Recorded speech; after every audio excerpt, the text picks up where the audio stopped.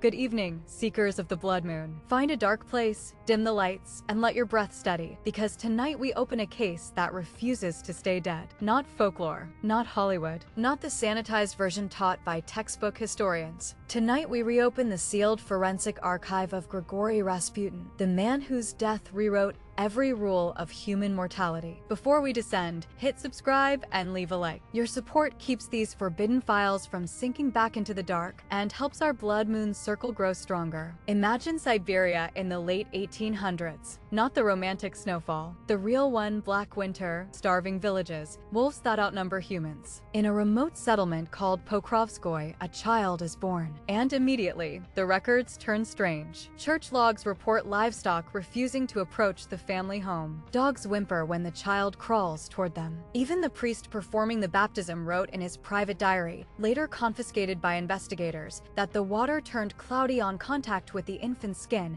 and that the boy's eyes reflected light like polished metal. This is not peasant gossip. These are written accounts from educated clergy. At age 7, the boy falls into an icy river. Witnesses say he remained underwater for nearly half an hour. Yet he emerges not blue, not shivering, but calm, alert, and breathing normally. Medical records confirm he had no symptoms of hypothermia. And then there's the wolf incident. Age 12, a rabid wolf kills 2 adult hunters, but when it lunges at the boy, it suddenly drops dead mid-attack. No trauma, no poison, just dead. Again, documented. The villagers begin whispering a new word around his name. The one who doesn't die. Moscow, 1903. The empire trembles with revolution, and mysticism thrives in the cracks. Into this arrives a tall, ragged Siberian wanderer with eyes no one forgets. Doctors, priests, aristocrats all try to expose him as a fraud, but their own reports betray them. Physicians record healing sessions where chronic illnesses vanish, paralysis reversed, fevers drop instantly, and every case file repeats the same unsettling detail. He used no medicine, only touch, eye contact, and words that match no known prayer. Some witnesses describe the sensation of falling into him as if his presence suppressed the rational mind. Hypnosis? Possibly. But hypnosis cannot make a blind man see or blood stop flowing in a hemophiliac child. Yet that is exactly what their own notes record. And then, the predictions begin. He describes accidents before they occur. He warns specific individuals of exact dates of death. He outlines political catastrophes that would later shatter the empire. None of these predictions were vague. They were precise. St. Petersburg, 1905. The heir to the Russian throne, Alexei Romanov,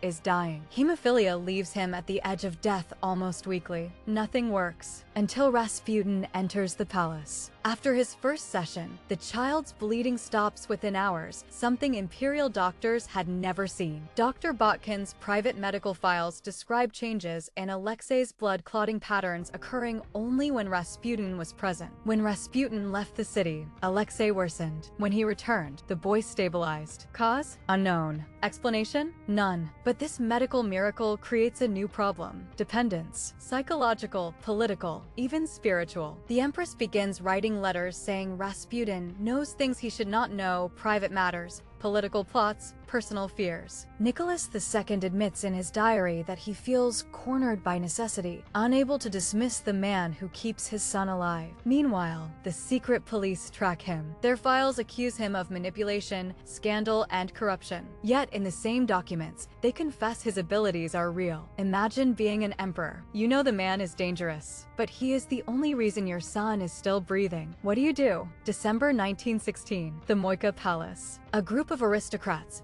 intelligent men, educated, calculated, decide the empire must be saved by ending Rasputin's life. Their doctor prepares cyanide strong enough to kill several men. Rasputin eats the poison cakes, drinks the poisoned wine. He laughs, chats, shows no distress. They panic. Prince Yusupov shoots him at close range. Rasputin collapses, but minutes later, he gets up. Witnesses report his eyes changed, no longer human, and he lunged with a force that sent Yusupov fleeing in terror. River. They shoot him again, beat him, strangle him, and still forensic reports show he remained alive until he was finally thrown, bound and wounded, into the freezing Neva River. The autopsy states, cause of death, drowning, not poison, not bullets, not blunt force trauma. One man, 3 fatal methods. None of them work. After his death, strange reports surface across St. Petersburg. People claiming to see a tall figure under the ice. Fishermen reporting movement beneath the frozen river. Witnesses hearing knocks beneath bridges during winter nights. And more chilling, Soviet officials decades later admitted they regularly inspected Rasputin's remains because certain anomalies persisted. This is on record. Even in death, he refused to behave like a normal human corpse. Whether Rasputin was supernatural, gifted, cursed, or something else entirely, one truth remains. History has never found another figure who could not be poisoned, could not be shot, and would not stay dead. His story is not a biography. It is a forensic anomaly, a crack in the natural order. And tonight, under the blood moon, we've reopened that crack. If you want more stories torn from forbidden archives, subscribe, drop a like, and leave a comment telling me which part of Rasputin's file disturbed you most. Your engagement keeps these lost histories alive and prevents them from sinking back into the darkness that once hid them. Good night, Seekers. And remember, some men die once, others refuse to die at all.